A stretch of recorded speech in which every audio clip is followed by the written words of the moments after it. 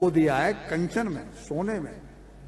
अब हम आपसे एक बात पूछते हैं कि श्रोता लोग तो कह के ये निकल जाते हैं, सॉरी वक्ता लोग तो ये कह के निकल जाते हैं कि 5वां स्थान उन्होंने सोने में दिया और जो सोना ग्रहण कर रहे हैं वो कलयुग में उन्होंने पहना हुआ है। लेकिन हमारा अपना प्रश्न ये है, गीता में जब हम भगवान कृष्ण का उपदेश सुनते हैं तो वहां भगवान ने कहा नहीं कहा है कि धातुओं में मैं कंचन हूं, कहा कि नहीं कहा? तो जब भगवान वहां पर धातुओं में कंचन है तो कंचन में कलयुग का वास कैसे हो गया? कंचन में भगवान का वास।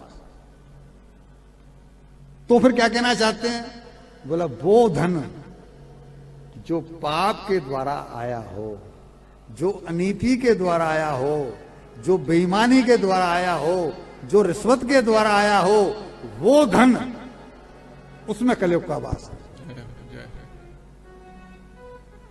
अब हम गृहस्थ हैं, हम विचार कर लें कि हमारे घर में जो हम धन लेके आ रहे हैं, इन महिलाओं को तो पता नहीं, पता है तो चुप हैं कि हमारे घर में धन कैसा आ रहा है, लेकिन हम तो लेके आ रहे हैं तो हमें तो पता है ना कैसा लेके आ रहे हैं। तो अगर हम ऐसा वैसा धन लेके आ रहे हैं तो फिर बड़े गर्व से हम कहें कि हम पापी हैं और पाप का धन लेकर के आ रहे हैं, लिहाजा हम नरक में जाने की तैयारी। मैं कुछ नहीं कर रहा हूं, सब कुछ यहां लिखा है, चाहो तो खोल के सब दिखा दूंगा। नरक को हम लेके आ रहे हैं कि भगवान लेके आ रहे हैं? कोई नहीं लेके आ रहा, हम लेके आ रहे हैं। इनको बहुओं को, हमारी बेटियों को, हमारी पत्नियों को ये कहना चाहिए कि अभी मैंने सुनाया कि घर धन आया पाप का तो लाया संगी साथ, रोग लड़ाई मोह मद व्यसन लग गए हाथ, कि हम तो रूखी रोटी खा लेंगे, लेकिन लाना घर में नीति की कमाई, कभी अनीति की कमाई मत ले आना। अगर बच्चे ही हमारे बीमार हैं, बच्चे ही जो है ऐब में पड़ गए, बच्चों ने ही संपत्ति बर्बाद कर दी, तो तुम कमा करके करोगे क्या? वो पास को आएंगे। हम इसी में खुश हैं, लेकिन मत लाओ। लेकिन ये हमारी पत्नियां, हमारी बेटियां, हमारी बहुएं क्या भूल करती हैं कि अजी महाजन साहब के यहां तो इम्पाला आई है, हमारे घर में तो मारुति भी नहीं है, कुछ करो ना, लाओ ना।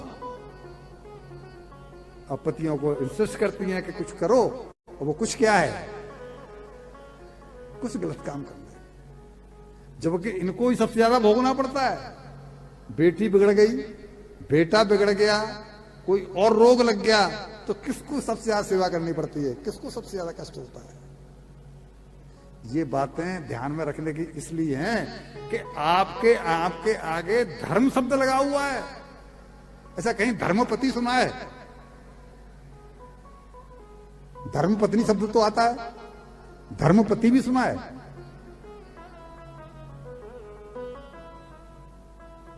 पति लोग तो भटके ही हुए हैं, पति लोग तो बाहरी दुनिया में रहते हैं, वो बहिर्मुखी हैं। धर्म का ठेका इनको दिया हुआ है, आपको दिया हुआ है। भटके हुओं को खींच के लाओ अपनी तरफ, धर्म की तरफ लाओ।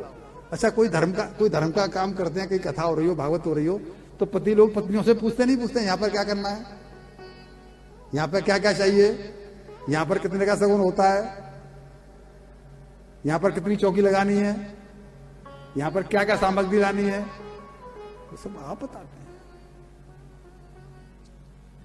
जिम्मेदारी आपकी ज्यादा है, इसलिए बचो इस बात से। नरक जैसी चीज हर युग में थी। मैंने कल भी बताया था कि क्या नरकगामी सतयुग में नहीं थे? हिरण्यकश्यप और हिरण्याक्ष कितने मेले काम थे, रावण और कुंभकर्ण ये मेले नहीं थे? तीर्था में थे कि नहीं थे? कंस, शिशुपाल, वक्रदंत, जरासंध ये द्वापर में थे कि नहीं थे? तो ये क्या कलयुग में ये सब नहीं है? कलयुग में भी ये सब हैं।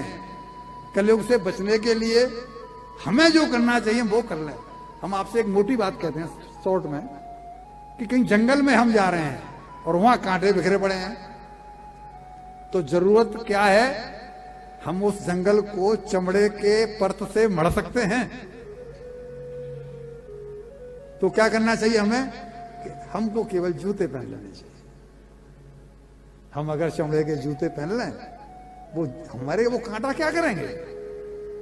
वो जंगल हमें कहां कष्ट देगा, वो कांटे हमारे पैरों में कैसे चुभ जाएंगे?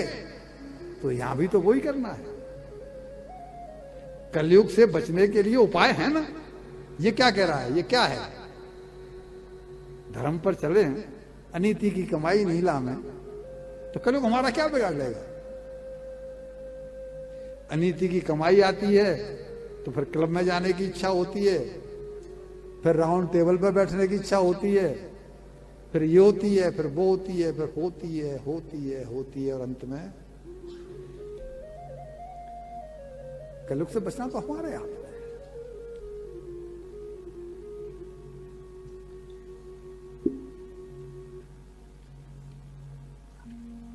वरदान देके चले गए, मतलब अनीति की कमाई में, मैली कमाई में इनको स्थान दे करके राजा परीक्षित अपने महल में चले गए।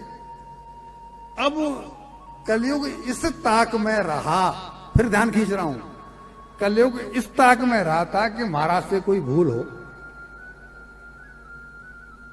जिससे कि मैं इनके ऊपर अपनी सवारी गांठ दूं। और एक दिन उसको मौका, क्षत्रिय हैं, शिकार का राजा हैं, शिकार की आदत है, तो एक दिन परीक्षित महाराज शिकार के लिए निकले। और जब शिकार के लिए निकले तो जैसे आपके पास नेकलेसों की लाइन लगी है, चूड़ियों की लाइन लगी है, अब आज कौन सी पहननी है, आज कौन सी ड्रेस पहननी है, ऐसी उनके यहां मुकुटों की लाइन लगी है। भंडार में हजारों पड़े हैं और संयोग से उनको जो मुकुट पहनने को पसंद आया उस दिन, वो मुकुट वो था जो कि भीमसेन जरासंध को मार कर, जो उनका बेटा हुआ है सहदेव, उसने अपनी पराजय स्वीकार करके और भीमसेन को भेंट दिया था। भीमसेन कौन है? परीक्षित के दादाजी। उस जमाने की जो गलती हुई, यानी जो काला धन, यानी जो मैला धन उस खजाने में आया, उस जमाने के काले धन को आज बापरा किसने? पोते ने। आज बापरा पोते ने। और जैसे ही उन्होंने वो मुकुट को धारण किया, कलयुग को मौका। क्या सीखने को मिल रहा है? हम जानबूझ के कुछ नहीं कर रहे हैं, लेकिन अनजाने में सब कुछ।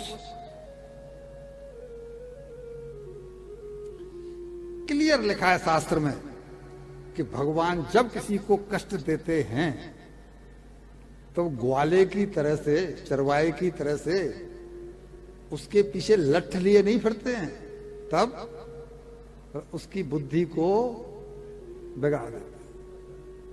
न देवा दंड मादाय। मैं आपको इसलिए कह रहा हूं कि आपके मन में ये बात नहीं आ जाए कि इतनी खरी खरी, इतनी कर्री बात लिख रही है, ये कह रहे हैं कि अपने मन से तो नहीं बना रहे। न देवा दंड मादाय रक्षंती पशुपालवत। पशुपाल की तरह से भगवान लठ लेके पीछे पीछे नहीं बढ़ते हैं, तो क्या करते हैं? यम तो रक्षंती बुद्ध्या संभ भजंत तम। उसकी बुद्धि को भ्रष्ट कर देते हैं। हमारे पीछे लठ लेके कोई नहीं फिर रहा है, लेकिन हमारी बुद्धि ठिकाने पर है। अगर है तो बहुत बढ़िया, लेकिन अगर बुद्धि ठिकाने पर नहीं है तो सावधान होने की आवश्यकता